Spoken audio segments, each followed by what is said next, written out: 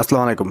Returning কর্মকর্তার সিদ্ধান্তে প্রার্থিতা বাতিল এবং আপিলে জিতে ফের প্রার্থিতা ফিরে পাওয়া সহ নানা ঘটনার পর দ্বাদশ জাতীয় সংসদ নির্বাচন থেকে সরে যাওয়ার ঘোষণা দিলেন আলোচিত কন্টেন্ট ক্রিয়েটর আশরাফুল হোসেন ওরফে হিরো আলম।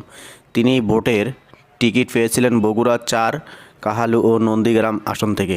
সব বাধা ভেঙে শেষ পর্যন্ত ভোটের মাঠে থাকার প্রত্যয় জানিয়েছিলেন বারবার, কিন্তু প্রার্থিতা ফিরে পাওয়ার পর ৩ দিনের মাথায় মনোনয়নপত্র প্রত্যাহারের সিদ্ধান্তের কথা জানান বাংলাদেশ কংগ্রেস মনোনীত এই প্রার্থী। বলেছেন, আগামী ১৭ ডিসেম্বর প্রার্থিতা প্রত্যাহার করতে চলেছেন তিনি। সেদিনই সংবাদ মাধ্যমকে একসঙ্গে বিষয়টি জানানো হবে এবং হিরো আলম বলেন, নির্বাচনের মাঠ থেকে সরে দাঁড়ানোর সিদ্ধান্ত নিয়েছি। আগামী ১৭ ডিসেম্বর প্রার্থিতা প্রত্যাহার করে নেব।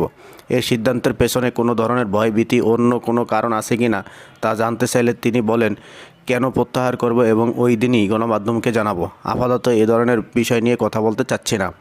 বুধবার রাতে ফেসবুকে একটি পোস্ট দিয়ে নির্বাচন না করার সিদ্ধান্ত জানান হিরো আলম। এবার মনোনয়ন জমা দেওয়ার পর যাচাই বাছাই সময় রিটার্নিং কর্মকর্তা দেখেন হিরো আলম যথাযথভাবে মনোনয়নপত্র পূরণ করেননি। মনোনয়নপত্র যথাসময়ে পূরণ না করার কারণে গত ৩ ডিসেম্বর হিরো আলমের মনোনয়ন বাতিল করেন জেলা প্রশাসক ও রিটার্নিং কর্মকর্তা। এই সিদ্ধান্তের বিরুদ্ধে গত ৬ ডিসেম্বর আপিল করে আশাবাদী হিরো আলমের বলেছিলেন, তার ধারণা শুনানিতে ইজি তার পক্ষেই রায় দেবে। এরপর রোববার ইজির আপিল শুনানিতে হিরো আলমের মনোনয়নপত্র বৈধ ঘোষণা করা হয়।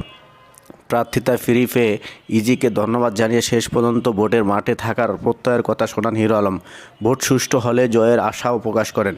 হিরো আলম বলেছিলেন, আমার শুধু সই ছিল না, আমি জোর গলায় বলেছিলাম সই ইজি থেকে প্রার্থিতা ফিরে পাবো।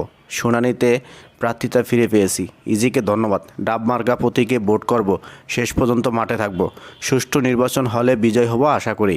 আগে কোনো দলের যোগ দিইনি, এবারই প্রথম কংগ্রেসের প্রার্থী হলাম।